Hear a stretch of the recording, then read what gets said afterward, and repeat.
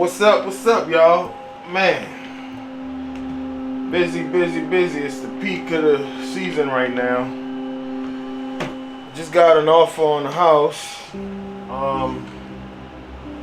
that has been on the market for 2 months. That house was the listing was supposed to expire 2 days ago. The seller extended the contract with me. We got an offer today, full asking price, a little bit of seller concessions, and inspection contingencies. So we're thinking if we're going to give you some money back at closing, why should we,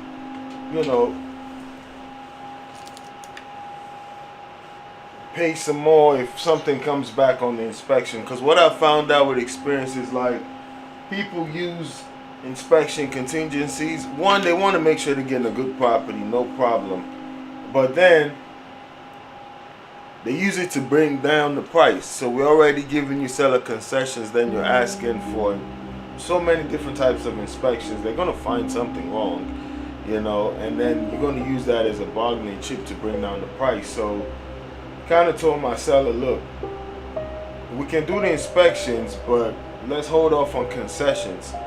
If they need help at the closing table, we can help them with what they're asking for to get the deal closed, but I don't want to upfront say we're going to give you this money, then we're going to inspection and get all these problems found in the house, and we got to drop down the price some more or repair, So let's just do the inspection, make sure to get a good house.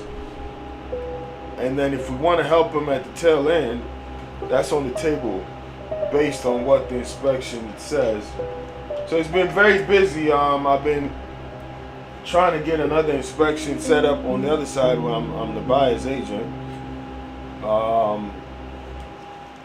Too busy, and today's not a good day to prospect just because of all the other things I got going on. But the bottom line is, if we sign this deal right now and ratify the contract today, I'm gonna have 3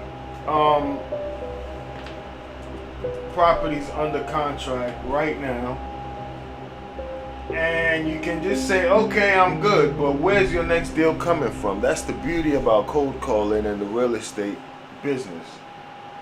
You don't worry about the deals you got under contract getting ready to close. You look at foresight, what's next.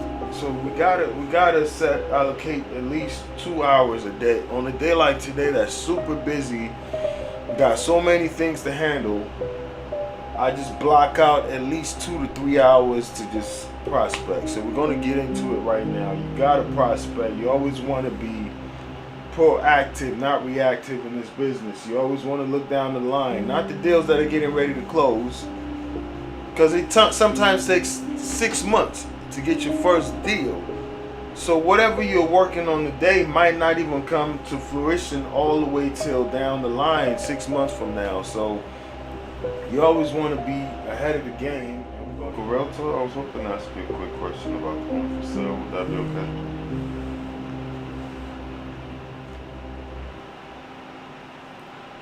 Oh, sorry, must be the wrong door. Thank you, sir. Wrong person. Sometimes John is a very common name, though, so you can imagine. That's in the National Harbor. Going for a nice amount. Super expensive down there. Almost $1 million property. Hello? Picked up. There's a lot of noise in the background, and nobody got to say anything.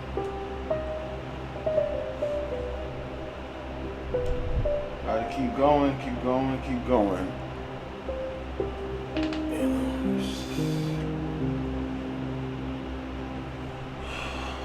Gotta keep grinding, y'all.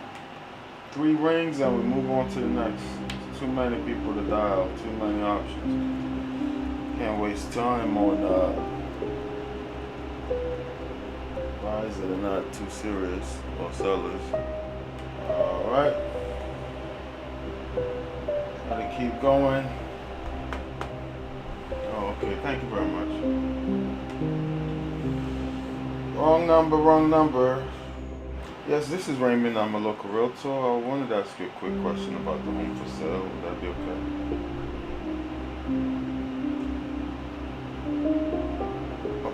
Okay, not for sale. Understood, sir. Thank you very much.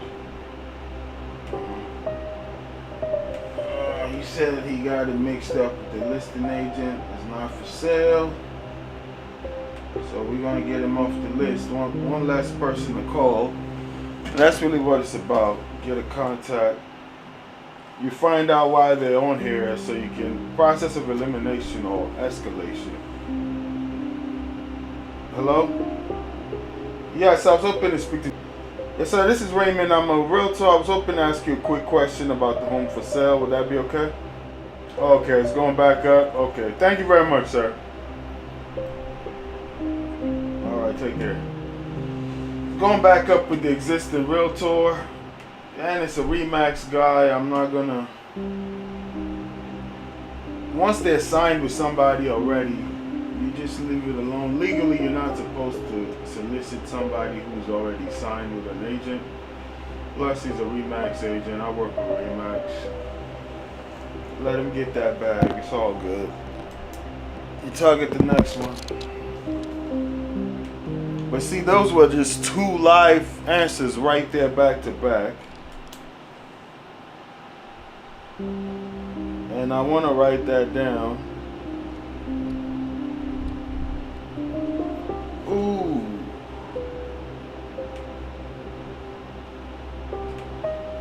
I think I may not have moved him. I gotta move him. I gotta move him to a different folder. See, once they tell me something concrete, I don't like to bother the same person twice if they've already told me the story of them being listed or whatever it may be. What I try to do is just,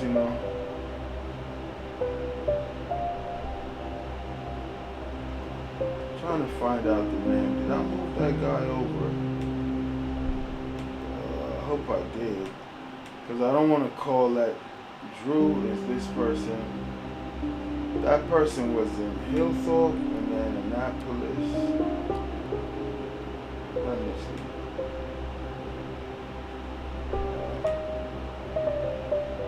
Yeah, well, one thing I like to do is just, I don't like blowing people up. You want to engage, but you don't want to be a pest. You don't want to be somebody that's bothering people. So that's not it. I think I did move him over. You don't want to bother people. You want to engage because some people need your services. Like, people need to sell their homes. They need a qualified agent. They need your services. This is true. But at the same time, yeah, you don't want to be bothering people who don't. Yes, this is Raymond. I'm a local realtor in the area. I was hoping to ask you a quick question. Well, I saw the house was on the market, so I was just reaching out to see if it sold or anything. Oh, okay. All right. Well, thank you. You know what? It's 2 hours. Time is up. Just had a pick up. The last one was, I guess the wife, husband wasn't there. She can't, answer those questions. The one before that, he spazzed off. He went off. You just got to keep going, man. Like, when people get crazy, you're going to get those. It's part of the job. So here's the thing, just the truth in what I've been observing. My Zillow leads are converting faster. It's a lot more convenient, right? But the ROI is really low when you think about it. Zillow leads cost a ton of money. You do get, so maybe as you continue to accumulate, I think I would much rather do Zillow as a primary source of leads because so far so good. Um, but what I spend on these expired leads is just one annual fee. I mean, you can pay monthly fees in the hundreds. Whereas Zillow, if you want any real traction in my neighborhood, you're gonna need monthly fees in the thousands. So, and it takes time. So you need to either have that money in the bank that can allow you to just run ads for a few months, 4 to 6 months, sometimes even 12 months. There's a 12-month turnaround for you to nurture some of these leads. So that's why, but anything you do takes time to grow. You just got to know it's going to take some time. But the time with Zillow is also very costly. But it converts at a higher clip, right? These right here, the work is where you got to be able to and willing to do the work. This right here is a lot cheaper. You can get way more deals here if you have the time to do the work. You know, Zillow, you get more leads the more money you pay. You pay to play, right? This right here you do pay, but it's a very small amount. Very small amount for the year. At least for me, you know. We're talking a few $1,000s a year. Where Zillow, you can do a few $1,000s in a month and not even get something. So, but Zillow converts at a higher rate. When you consider the amount of people you have to talk to when you're doing expires to get a conversion, compared to Zillow, you talk to a smaller amount of people and you get a deal. So, long term, if the money gets right, I don't mind investing in my business and running ad campaigns on Zillow, Redfin, all those type of things, Realtor.com, because those convert quicker, but they just cost too much. So for an agent starting out, if you're not sitting on a ton of money to just dump into ads, you got to be able to do this right here, regardless of how you feel, how tough the day goes. You do this. I'm slowly backing away from this based on the fact that I'm closing some deals now. It's just busy. I'm finding it's hard for me to prospect, but I just know the business without leads dies. So I have to do this. I have to prospect. I have to follow up on all my leads. And the business without lead sources dies. You gotta have leads in order to stay in business, you know, cash flow. So it's needed.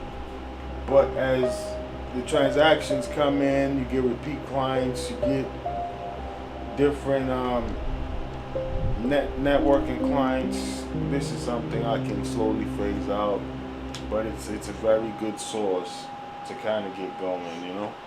Well, thanks for watching. Hopefully you found this informative. Subscribe.